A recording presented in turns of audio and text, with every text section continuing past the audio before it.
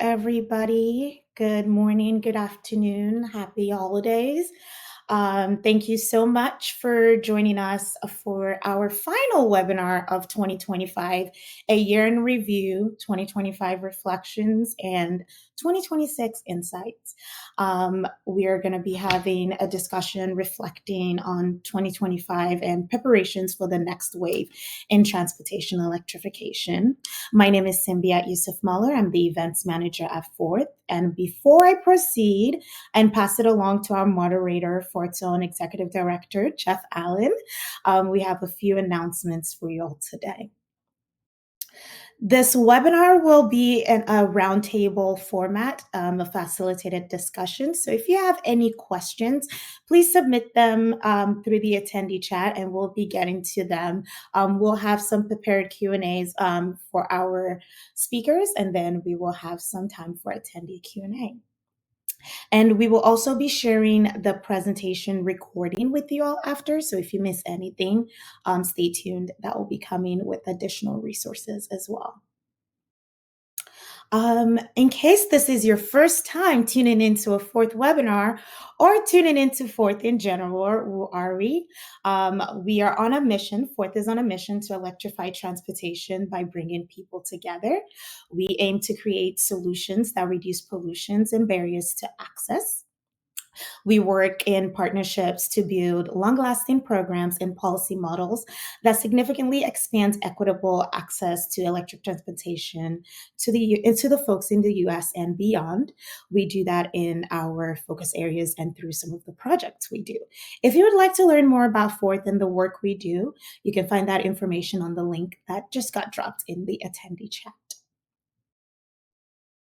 We also would like to take the opportunity to thank our members and sponsors. Our members and sponsors help make the programs such as the webinar happen. So if you would like to learn more about how to sponsor or how to be a member at Fourth, you can find that out on our website or contacting our wonderful partnerships and membership manager, Rachel Havikamp. 'Tis the season for giving. We have made some significant strides in bringing electric transportation to underserved communities this year.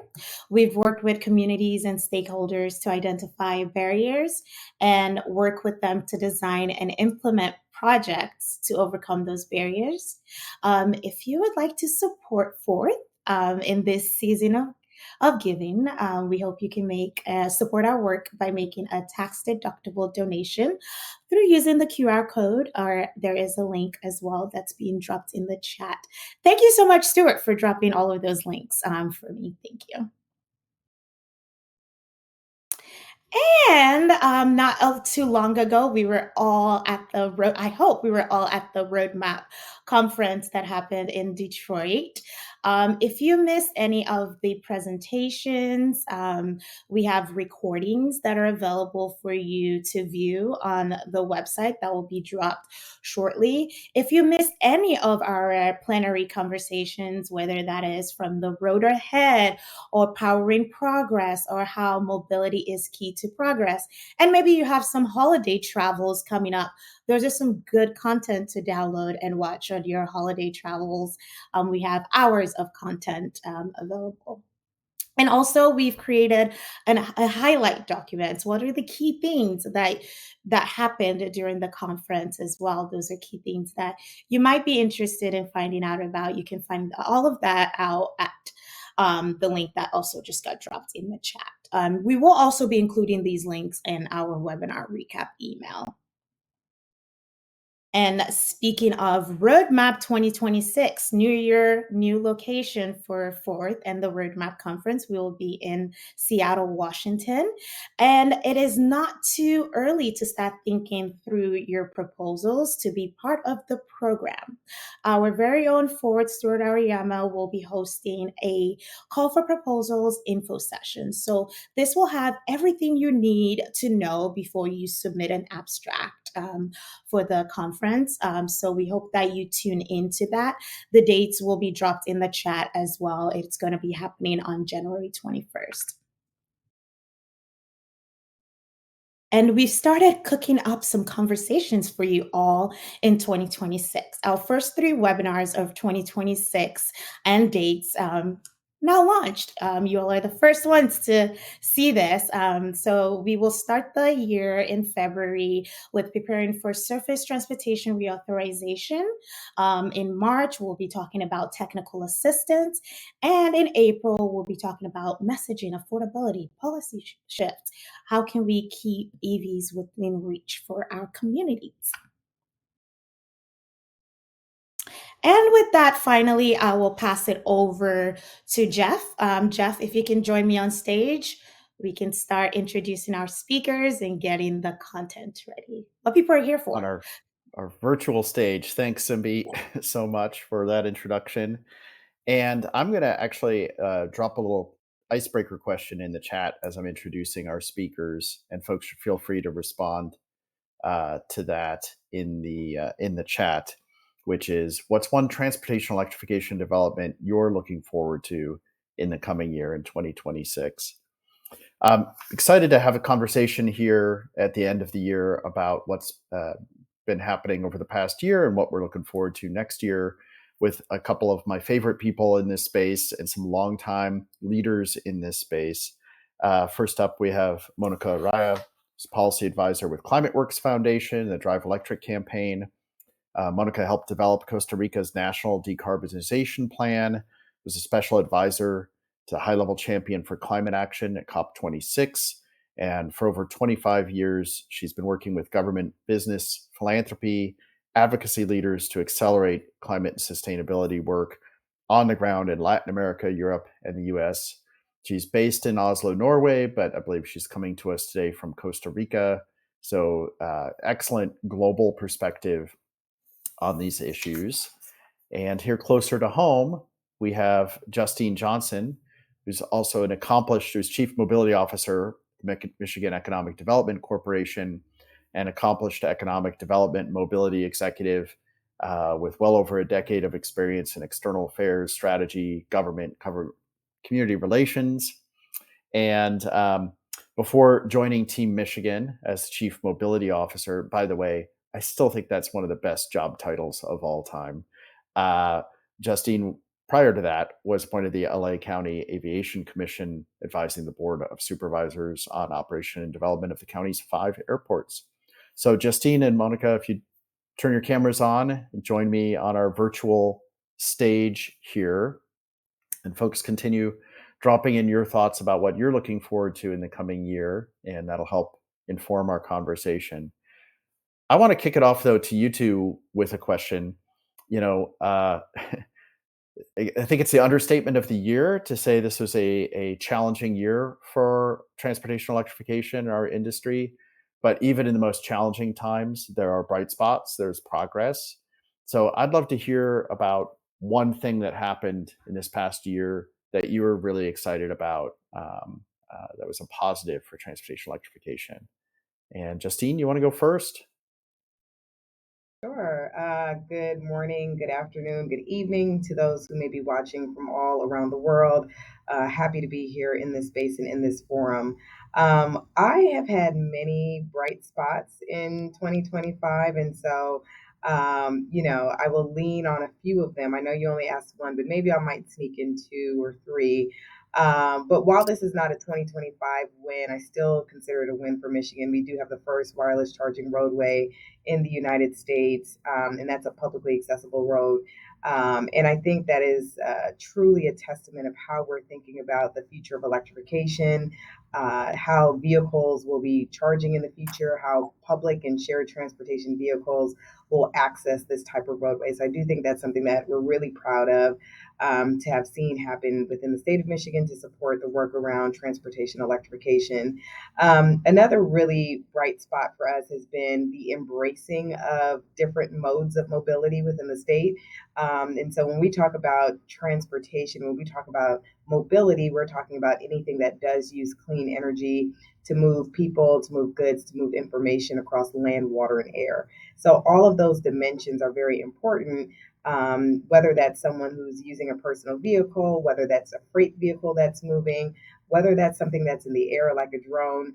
And so, really proud to be part of another initiative that the governor signed in as an executive directive this year, focusing on advanced air mobility.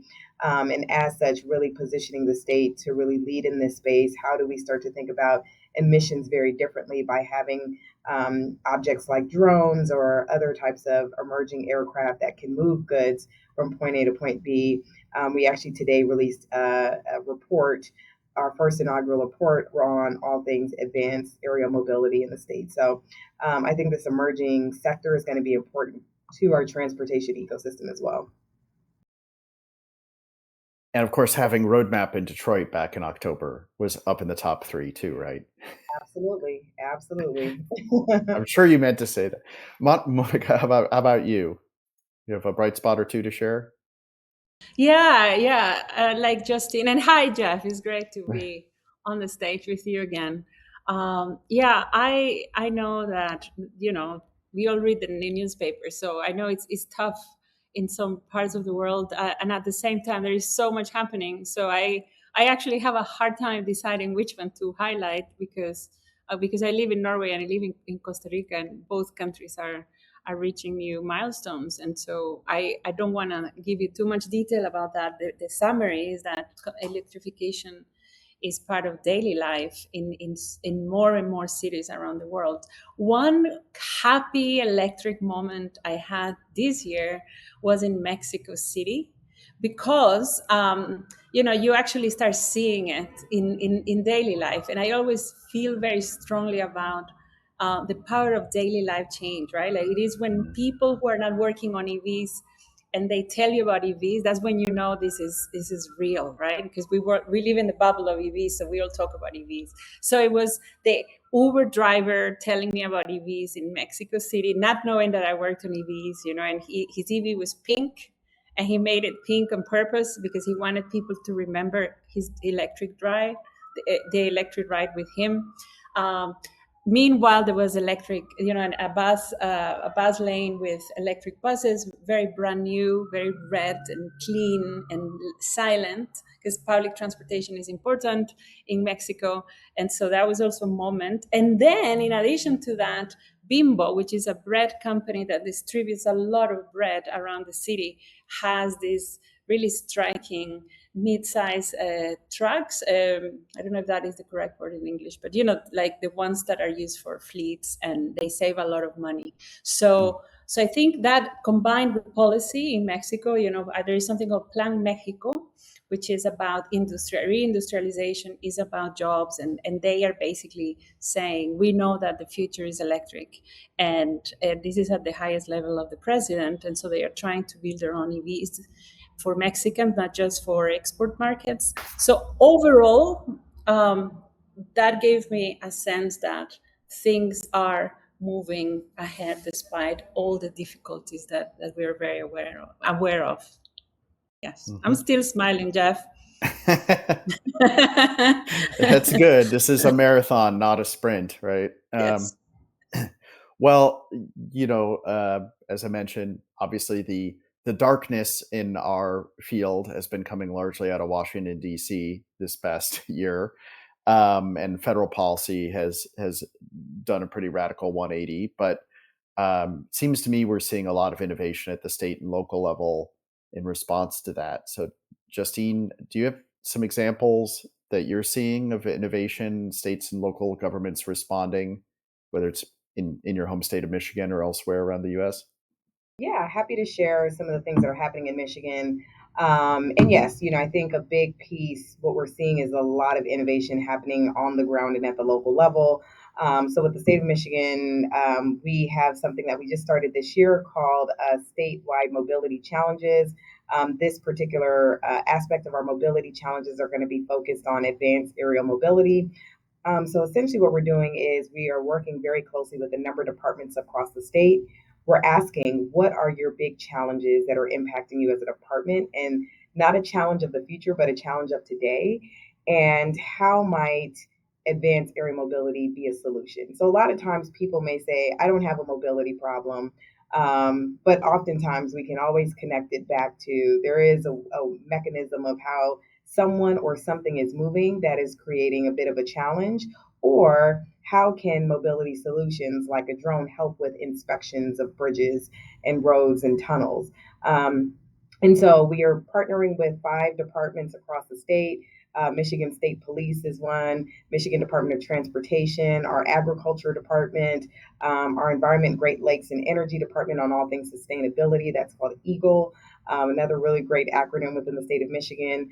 And it's to do just that. We're putting out different calls to the industry to say, hey, does anyone have a solution, for example, of how we can do inspections of roads and tunnels more efficiently with a drone? Is there someone out there who knows how to utilize drone technology to do things like crop analysis, to do things like seeding and pesticide control, specifically in our agricultural spaces? Is there anyone who has a counter UAS system, so some type of technology for detection and avoidance of certain types of drones from flying over protected spaces, like you can think of rail lines or transformers? There's some places that you don't want unidentified drones flying. So how do you start to utilize those types of services? Ideally, we want to get to a point where we're starting to bring the innovation to government and having government become a first customer of that technology. So that's just one way of how we're doing things very differently, being as creative as we can in this particular space, and really having the government be a first adopter to a lot of the tech and getting that deployed throughout. So that's one example of how we're doing this. We do have a number of test sites throughout the state, and these test sites allow for companies who are looking to test solutions in a closed environment to understand, how are things evolving, especially around electrification, cold weather versus warm weather. One of the great things about Michigan, we have all 4 seasons, and all 4 seasons show up, and they show up really well. And so if you want to pressure test your battery technology in extreme heat and pressure test it in extremely cold temperatures, this is a great place to do that. So we have a number of test sites available, and we provide grant funding to companies who want to test their technology within test sites. And I'd say also we've done initiatives around prototyping. And that's been something that's been really important. We have something called the Make It in Michigan Prototype Grant Program. And this is to help anyone who is a maker of things, specifically hard tech. Oftentimes, you're seeing a lot of funding going in to support software development, but anyone who is a maker typically has a hard time to secure non-dilutive grant funding. So can we be this entity that helps our innovators and our makers to test their ideas out, to get the support that they need? We work very closely with our partners at Centropolis Accelerator and Lawrence Tech to really help the innovator connect to the materials they may need to save money. We think about each cohort in a very particular way, where we'll say someone's working on a battery technology component solution, someone's working on an EV charging solution, and maybe there's someone who's working on, deploying a solution for shared mobility, whether that's, let's say, a transit bus. And how do we bring this cohort of individuals together so that they can start to learn lessons and work together in the future? And how do we connect them to our supply chain in an efficient manner as possible, so we can think about that low volume manufacturing that needs to be done, especially for those who are at their prototype stage. And these are really innovation driven enterprises that we want to support their development along the way. Yeah, let me bring you back in here, Monica. What are you seeing in terms of policy innovation around the world in other countries? Are there a couple of examples you would highlight? Yeah, so what is very interesting right now around the world is that to some degree there is this big paradox. We're not just when the world is going for electric vehicles, not just Europe, right? I'm talking about places in Africa. We were just recently in Kenya, in Brazil, in Colombia, in Chile, parts of Mexico, as I mentioned, in Mexico City, Costa Rica, for example. 25% of EVs of sales are electric. Just when this is happening, the U.S. is going through this moment. So my observation is that it's very important for all of you who are based in the U.S. to keep a place in your brain where you keep alive the fact that electrification is only going to increase around the world in the next year and in the next 5 years. Why? Because a lot of countries have to buy foreign oil, and that is incredibly expensive. So, for example, if you ask which country around the world right now said no more internal combustion engines enter this country, that's Ethiopia, right? Yep. They did it because they save money by not buying oil and putting oil in their cars. So my observation is that when I say that electrification is happening a lot in other places like Brazil, or especially in a place like my country, is because of economic reasons. It's not because they are, climate presidents or because they are Mm. thinking about the environment. So that's something to keep in mind. Another thing to keep in mind is that a lot of the countries that are starting to say, yeah, we need affordable vehicles. They just buy what's available, and right now, what is available is vehicles that are 100% electric, and they don't happen to be manufactured in Europe or the US. So that's where there is geopolitical tension. But in practice, if you're a taxi driver in Santiago de Chile or in Bogota or you're in Nairobi, you don't need to worry about geopolitics, do you? You're a taxi driver or Uber driver. Mm. And for that Yeah. person, what matters is that there is something available, affordable, that was not there 5 years ago. Again, it depends on the country. For example, broadly speaking, you could divide a lot of the markets out there as markets that are going for adoption. One example is, as I mentioned, Ethiopia, Costa Rica. 25% percent of EV sales in my country is because adoption is prioritized. Now, if you are a place in Africa, Asia, or Latin America, for example, Mexico, that produces cars, or South Africa that produces cars for Europe, or you're Indonesia, a country that wants to produce cars, electric cars, that is, then you have to be more careful, right? Like, you can't just prioritize adoption and end up on EVs only from China. You also want to have something, or India is a good example. You also have to do something with the policy and the trade tools so that you have room for some local manufacturing. And in that sense, the aspirations of a country like Brazil or Indonesia are not that different from France that produces cars, or parts of the US that produces cars. So the point here is, in 2026, what we will see is more emphasis on tools related to industrial policy. What part of the value chain can be produced in my country? That is a very active question, for example, in Brazil or in Indonesia. It is also a very alive discussion in South Africa, because most of the cars they produced go to Europe, and Europe is electrifying. Is the rate of electrification in Europe is slower, but they are still electrifying. So if you are in South Africa, what Mhm. you are producing will not have a market in 10 years as in the last 10 years. So they also have to create industrial policy. And that is new, because 2 or 3 years ago, when we talked about EVs and EV policies, the conversation had a lot of transportation experts. And Yep. now we find ourselves asking people with industrial policy backgrounds, manufacturing backgrounds, and to a large degree, whether it's the US and Chicago or Brussels or Berlin or other parts of the world, ultimately, politicians have investments and jobs as a really important objectives when they tell stories of transformation. So regardless of where you are, the EV story in the places where I work is becoming a story where the politician has to say, this is attracting investments and this is related to jobs. And so that is different from an argument like you would make, say, 5 years ago in the climate Yep. space, which was about zero emissions because we have a climate crisis. So that has been a huge shift, and I would love to hear more from Justine and you, and how Yeah. this can help you in the US context, so that people who work on the space feel that they are still connected to that bigger story of electrification. Yeah, and I think some of the people on the call heard me say something similar at Roadmap in October that it was, I think, a really a miss on the part of our community to focus so much on climate, because I don't know anybody who buys a car based on climate change.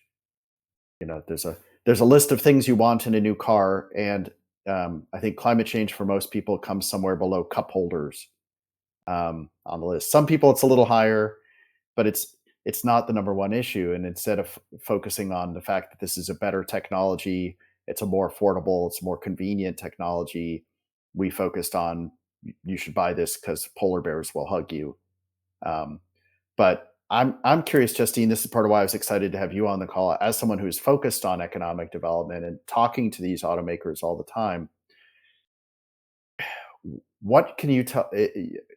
And I don't envy any of the legacy automakers in the U.S. right now. They're in a very tough spot. But what do you think?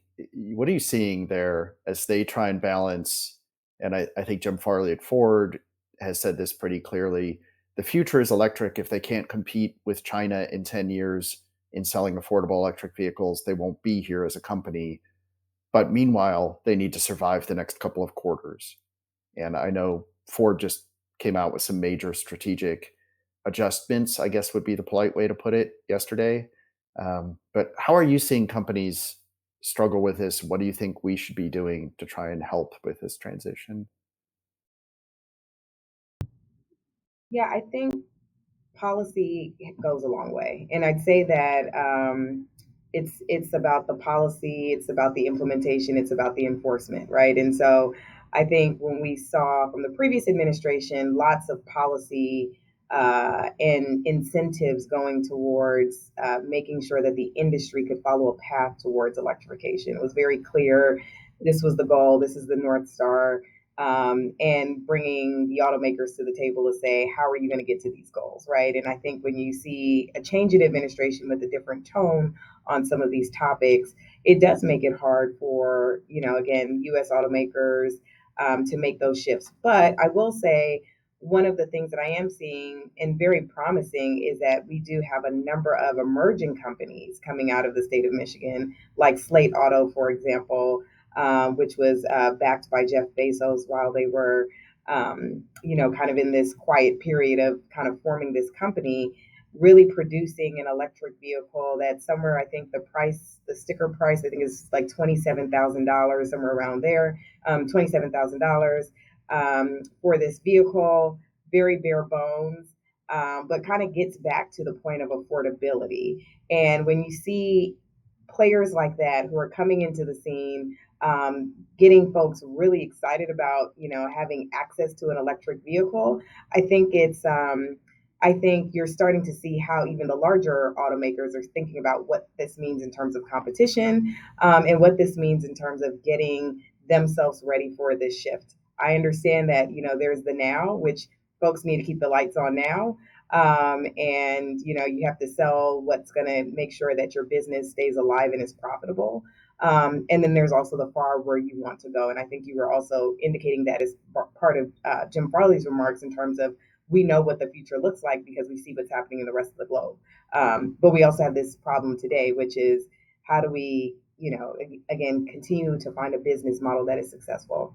I do again see lots of hope and promise with a number of the emerging industry players who are on the scene, as I mentioned before, who are really pushing the needle in terms of what it means to own an EV. And it's not necessarily, I think, it's not a luxury vehicle, but it's just a vehicle that everyone can have their hands on and that gets to the goal around electrification. There's still the big problem, which is the infrastructure.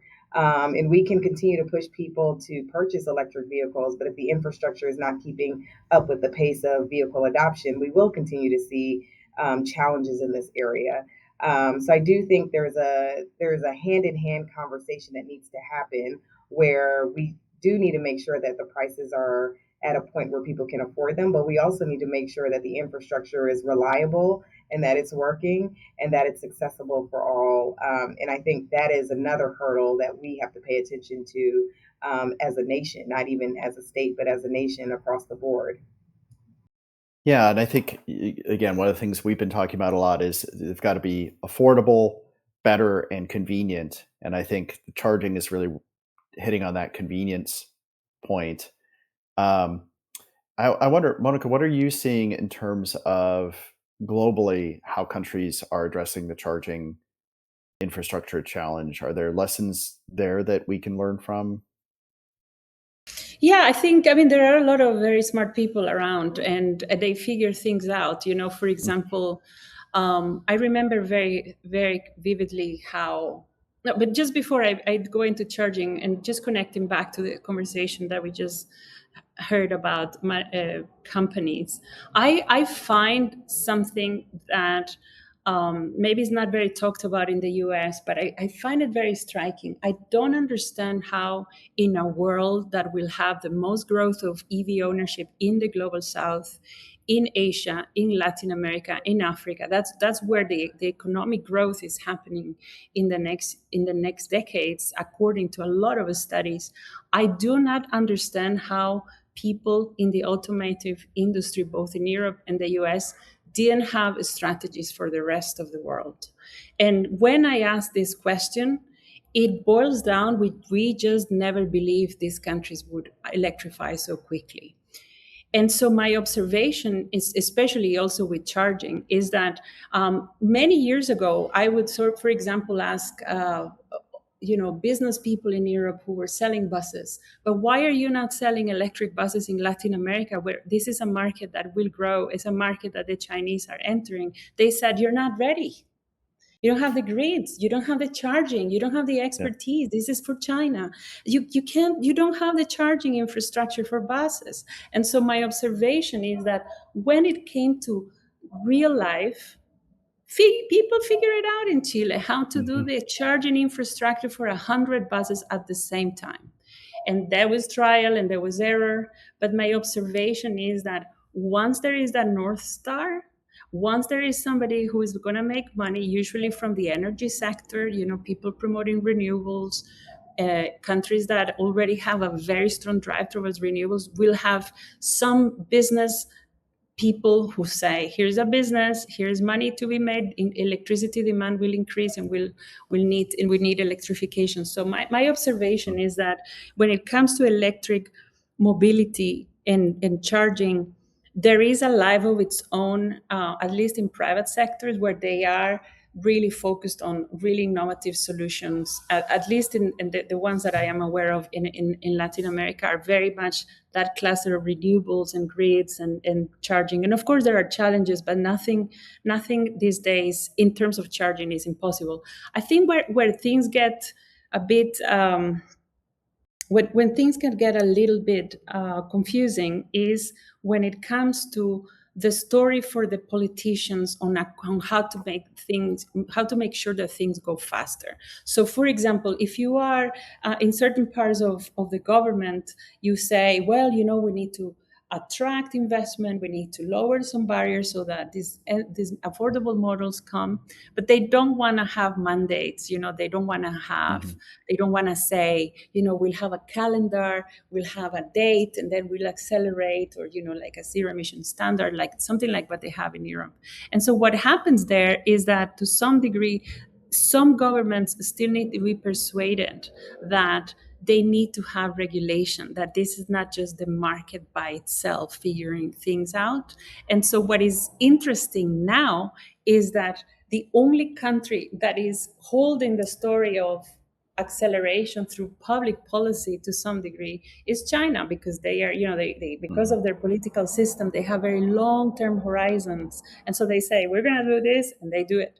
Right now, when you are in an emerging economy and you look at the US and you look at Europe and you see these two big giants having a lot of doubts about electrification and policy to accelerate, then it is my role and the role of people working in these emerging countries, it is our role to say, don't get confused. Just because these two big blocks of these big economies are having second thoughts on policies, don't go there. You still Mm. need to have policies, because the market alone is not going to electrify your economy.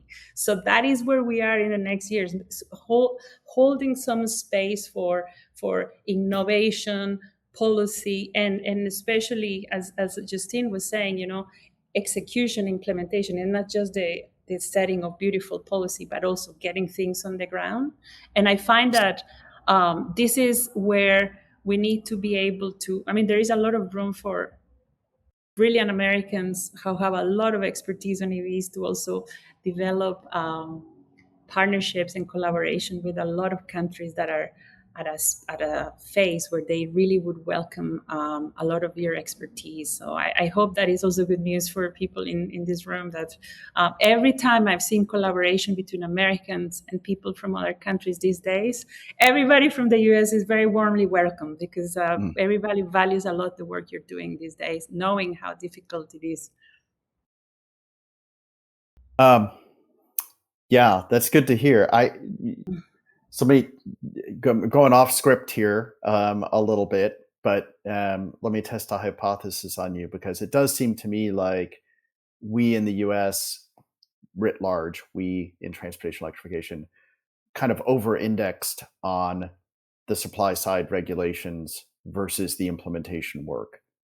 In other words, we pushed really hard on those beautiful regulations and the policy drivers, and maybe should have focused a little more time and attention on the affordability and the implementation and the execution to make it easier to hit those targets.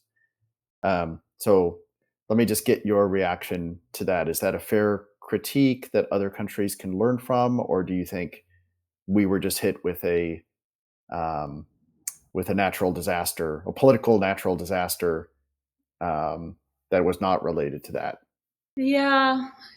Well, I think it's a very important question. This whole attitude that we all have to have about being critical of things that worked and didn't work. I do believe that, and it is not that supply side regulation is it wasn't a company of execution, and maybe that would have saved the US, because I think arguably what is happening is deeper than climate regulation or execution. But I do think, at least in the case that I know better, which is Europe, because I live in Europe, I do think that the conundrum that happened is different, because, well, it's related, but it's Mm. like this. In Europe, there was a very deep conviction, and I don't doubt that conviction, that the Green Deal that the European Union had was good for the economy and was going to be good for people. That was the conviction of the people who pushed for it, and they had a lot of very good elements of science and social elements that were missing in other parts of the world. But they never, ever, ever imagined that the affordability that was going to be possible for the taxi driver in France or in Spain or Mm. in Italy or Portugal was going to be possible because of non-European technology. So in other words, that it also goes back to this point of imagination. Just like a lot of people in the automotive industry could not imagine that emerging economies would be electrifying at the rates that they are electrifying now. I have the numbers. You look at the global EV outlook, Vietnam 40%, Thailand 25%, Indonesia 18%. They never imagined that. I think in Europe, the policymakers never imagined that where the technology came from was going to make it impossible for them to continue the supply of affordability. And now that Mm. they are trying to make it made in Europe, for example, that it has to be made by Europeans for Europeans, inevitably is going to be a more expensive car for the average person. And so that is a conundrum that nobody has solved yet. And in that sense, it's not a conundrum that you have in other emerging economies, and that is why you see these rates of adoption. Because some of these countries, the fact that some of the buses or taxis come from a non-Western country is not such a sensitive issue as it is in Europe or obviously the US. Yeah. So they have more Justine, room. I yeah, was do you just want to gonna weigh in on some of this? Yeah, I was gonna say, and Monica would love to hear your thoughts on this one. I think, especially when we think about developing nations, and as well as you think about leading nations like the United States, for example, or kind of how the developed world has led in a lot of this space. I think one thing that developing nations are doing is that they have identified what their most pressing problems are and are linking that to a solution that is ready to, like, they need to figure it out now. There is a sense of urgency with the technology that is coming out. I also think there's often a lack of complex regulatory environments, and so while there are still complexities, I think because of that, they are often willing to say, let's try something to address this immediate needs. I think probably, when we think of the role of the media in this conversation, the United States, the role of the media has a large voice when it comes to whether something is successful or whether something is a failure. And oftentimes, the minute something goes wrong, it is deemed blanket failure, right? It is not deemed as like we're learning, here's how we're iterating, here's how we're moving forward. So I would say exactly in the United States, there's this complexity between um, regulation and as well as bringing innovation and collaboration together. There's this like complex environment that slows processes down. And I think that is what hinders us from thinking about what the future of electrification looks like. Again, politically, there's a lot of sensitivity around both sides of the aisle of what is the future of electrification. I think one side can say it's all about climate, the other side has completely said climate is not a real thing. And, we're chasing the wrong thing at the end of the day. I would say, how do we start to have a conversation with our elected officials? How do we get them to start to embrace language around what it means for economic mobility? What does this mean, in terms of job creation? What does this mean in terms of all of the different parties coming together to do something to solve a real problem? And I think sometimes we're disconnected of, are we chasing the shiny thing that everyone else is doing, or are we actually solving a real problem? And so I do think, especially as it relates to the conversation around electrification in the United States, I think at one point we were very focused on, we just need to build out the charging infrastructure, we need to get all the players together. I think to your point, Jeff, when you're talking about affordability, well, how do you do this in a way that actually helps the critical mass enable Mm. them to actually like adopt this technology? How do you connect with all of the ecosystem players? I mean, the industry, for a long period of time has been very siloed, right? It's the automotive industry, the suppliers. And oftentimes you're not even seeing that cross functionality across different sectors, whether that's maritime, whether that's aviation, it's all these different spaces. So I do think that, we have almost like over regulated ourselves to a point where we're Mm. scared to take risk. And one of the great things that I think about, like an office like mine, is that we do lean into risk. I tell people all the time, we're like the office that loves to take on a challenge, let's try it. Even if it doesn't work, it's still a success because we Yeah. have to start somewhere. But we need to have a dialogue or a tone around like our relationship to risk, in a way that, of course, is prioritizing the safety and well-being of humanity, right? Like that's always the forethought of all of our work that we're doing. It's at the forefront of everything. So we don't, just say like we're just going to chase something to do it. But at the end of the day, we know that if we want to see advancements within electrification, we have to do things like a wireless charging roadway. We can't be afraid, like, well, what are all the 10,000 things that could go wrong? There are Right. many things that could go wrong. I But if we Yeah. want to advance this conversation and if we want to be a leader in this space, we have to try it, even if it's a half of a mile. And do I have people who probably say you can do more stretches of roadway? Yes, we probably could.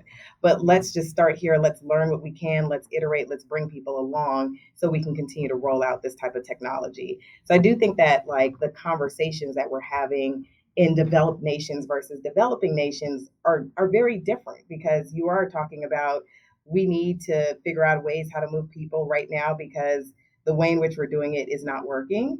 And And we can see the effects of that in all these different sectors, whether that's in agriculture or produce is not sustaining its shelf life because of emissions. Like you can link so many things back to yeah, what emissions are doing to the health and well-being of people and as well as to goods.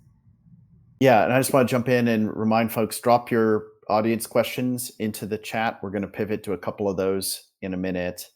And I think you're right, Justine. We were talking to some folks in Africa about a demonstration project with some vehicles providing backup power to a hospital, when the grid goes down. And that was exactly their comment was, well, in the US, you'd have to have all of these agreements and regulatory things about bidirectional, yada, yada. And it's like, our grid is already not working. So we don't have to worry about as much of that here. And that does open up more room for innovation. And it also emphasizes, I think, how much we have to learn from one another. And you kind of alluded to this, Monica. One of the big themes at our roadmap conference this fall, even more than usual, was around partnership and that fact that we need to continue to find really new and different ways of working together to move this space forward. So I'm wondering, either of you have an example or two where you're seeing new kinds of partnership and collaboration emerging that we should be paying attention to? Yeah. Yeah, so that's a really important word in general, but now more than ever. And I think it's a very important thing to keep in mind that in the old days there was always the sense that the collaboration was say, for example, experts from Europe and the US having all the answers and people learning from that. And I find that nowadays is really changing. Like there is a lot going on in India and a lot going on in Indonesia that is incredibly useful and interesting for somebody in Brazil or Mexico. So one of the things I have noticed is that when I organize events or meetings or dialogues with experts, is for everybody to come to these partnerships with a very deep sense of listening, because at the end of the day, it's also about building very, very deep relationships that will last. So it's not just collaboration between organizations, but also individuals. So two concrete examples. One is something called, you can Google it. It's called the Leapfrogging Partnership. Is something that was made possible with funding from the IKEA Foundation. It's like $100 million for a few years to make sure experts from these emerging economies collaborate, and that means getting them physically together everybody at the same time once a year. So the first meeting happened recently in Kenya with people from all this from Africa, from Latin America, from Asia, and obviously with some Americans and some Europeans that are always welcome. Then that is about policy, but it's also about listening to how people are solving things, like stuff that you cannot Google, right? Like stuff that you can't put on Chat GPT and will give you some answer. You solve it this way, right? It's Yeah. more about listen. We did this in India, we tried this in Brazil, and we never expected the backlash that 24 hours before. So this is what I did. This is who I call. I thought we were not going to win, but at the end of the day, because I had a relationship with this congressperson, I was able da da da da da. So that kind of exchange is really important in the partnership, because at the end of the day, it's also about trust, right? It is about Yeah. people who've never seen each other, and it's about saying the equivalent of me calling you Jeff and say, "Hey Jeff, I have a question. I'm facing this. How did you do this in, say, Oregon?" And I have to trust you in order to make that phone call, because whatever you tell me, I'm going to have to believe that, that is what happened and this is how you solved it. So the Yeah. trust building is very important. And then at a more human level, I'll end with another example. as part of this fellowship, I was very lucky because I was able to design something called it's a fellowship, a program for young professionals, and that allowed me to work with 12 emerging leaders, three from Latam, two from Africa, and the rest from Asia. So we were together for 6 months, and I had to pair each of them with a mentor. And through conversations and a lot of work, intense work with these young leaders, I learned a lot, that because they are so young, they are in their 20s and their 30s, at the end of the day, they are as interested in how they are solving the problems in their own countries as how they did it in Norway or in Yeah. California. And I don't mean this in a way to discourage the engagement with them from an European or from an American perspective. But my point is, the new generation in these emerging economies has very concrete questions about how to make this work under very tough environments. So it's not like Yeah. they expect things to work like in Norway or in France. They're saying, look, I come from Indonesia. I want to know how you're doing this in Mexico, because we know that we still have to figure out a lot of things on charging or on this, on that. Yeah. And so that gave me a lot of hope and a lot of sense that a lot of us need to invest in mentoring that new Yeah. And generation of that leaders. peer-to-peer kind of learning. Well, that gets to one of the questions that came in from Jeff, the can I audience. So, yeah, I sorry, just go ahead. No, just wanted to add in just in terms of partnerships, right? And I think um, that's something, an office like the future Office of Future Mobility and Electrification is an office that is literally all about partnerships. That's, we know that we can't manifest the future of a sustainable, clean, affordable, reliable transportation ecosystem by ourselves. And so, in order to do that, we have done a number of great things. One, we've partnered with Toyota Mobility Foundation. We were selected as one of the sustainable cities as part of their Sustainable Cities Challenge. City of Detroit was selected for freight decarbonization work. So we'll be working with a number of different companies who will hopefully be announced probably early next year of some of their solutions of how they're talking about freight decarbonization, whether that's solutions around route optimization, whether that's introducing electrification in a market which traditionally is a kind of cash older market. Folks are kind of used to doing business the same way. We have autonomous personal delivery devices that are picking up food waste and creating this circular economy and network. And it's because of these partnerships and collaborations we're able to do this work.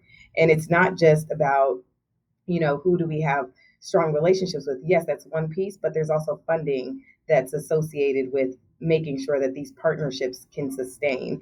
And I do think when we think about sustainable initiatives, it does have to be a mechanism in place that allows for the innovation to be supported financially, to allow the founders and the innovators to iterate and grow over time. So that's a lot of the things that we do. We work, in terms of with a number of different partners across the state, even on the real estate development side. We have a place called the Detroit Smart Parking Lab, where we brought folks at the table like Bedrock, who were literally thinking about what the future of parking will look like, including autonomous and electric vehicle parking. And now we're integrating advanced air mobility into that parking infrastructure. So, how do you think about goods that are moving from the rooftop all the way to the ground floor? And how does a personal delivery device kind of move an object into someone's vehicle in a very different way? So we are, we're an office that works with partners nationally and as well as globally. We host delegations. We also go and see the technology in other places as well. And hence the reason why we even have, as I keep, talking about this charging roadway, this was as a result of us seeing the technology in another country and saying, wow, Yep. look at what they've done. How do we do this in the United States? And did it take some time? Yes. But it's literally us leaning into, leaning into the risk, leaning into the desire to really manifest this future that we want to see in the state of Michigan. Yeah, and I think a similar example, one of our audience members raised in a question. We at Fourth have been talking about right of way, street side, curbside charging for a dozen years. Because if you go to Norway, I remember going to Norway in 2012, and it's the first thing you saw was hundreds of charging posts on the street in parking spaces, highly visible.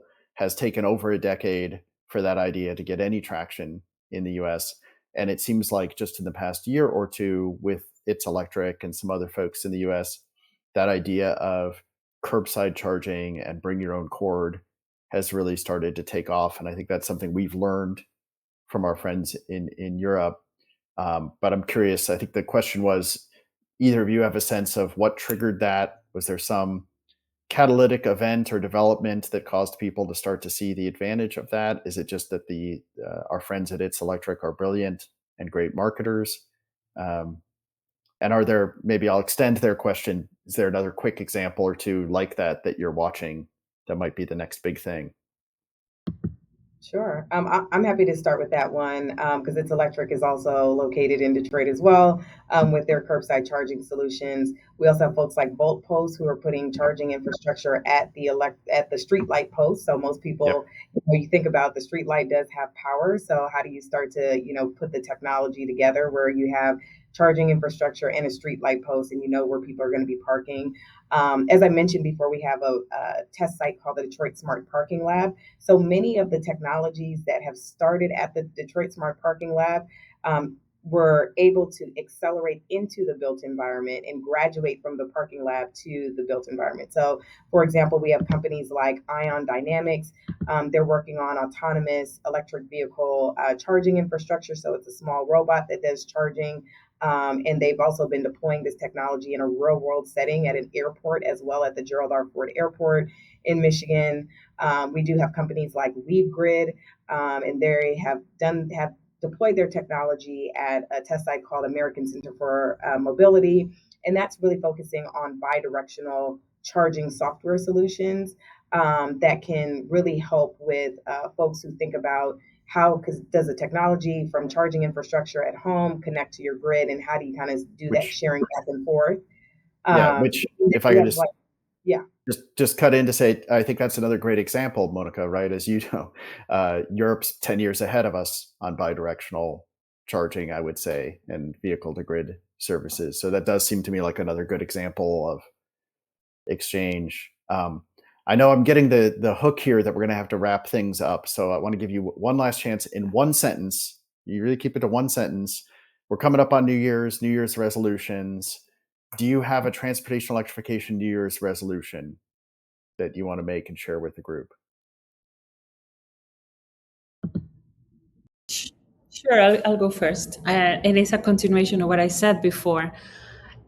Given that I have already electrified my transportation because where I live is relatively easy, both in Norway and in Costa Rica, my resolution in terms of electrification for next year is about continuing to mentoring young people. I think that is something that makes such a big difference in the long term, and I encourage everybody to find somebody if you can, and they are so grateful, it's fun, and is the new generation that has a lot of beautiful energy. So that's one of my resolutions. Thank you Excellent. for asking. Justine? Yeah, one of my resolutions is to work very closely with innovators and as well as with industry incumbents to accelerate the pace of innovation. We talk about batteries, we talk about charging infrastructure, and we talk about adoption of electric vehicles for the public. And if we can get these stakeholders together and really push different pilots, projects, deployments, I think that'll make a huge impact in the state. Great. Well, and I will just say my personal resolution is to focus on the ABCs and just keep repeating electric cars, electric vehicles. They're more affordable, they're better technology, and they're more convenient. I'm just going to keep repeating that and doing everything I can to make it even more true as we go into the next year. So thank you again, both of you, for joining us. And I'm going to hand things over to Simbi to wrap us up. Thank you, Jeff. I was thinking your resolution would be about Roadmap 2026, but the ABCs are great as well. Again, thank you, Monica. Thank you, Justine, for joining us and wrapping up this year with Fourth. This has been a great, thoughtful conversation with the both of you. We will be sending out the webinar recap again with the recording of this presentation, as well as additional resources to dive further into the conversation. And we hope you can join us on January 21st for the Call for Proposals info session hosted by Stuart Ariama to get your question answered about what to expect from the program and how you can be a part of the program. With that, thank you, Jeff, for leading the conversation again. Our stat for today: Jeff went off-roading once with his Q&A. Thank you so much for joining us and wrapping up 2025. We're looking forward to more conversations in 2026, looking forward to more momentum, moving the industry further, and doing this work that brings access to all communities and making sure we can breathe cleaner air as well. Thank you all so much, and I hope you all have a wonderful rest of your year. Bye, all.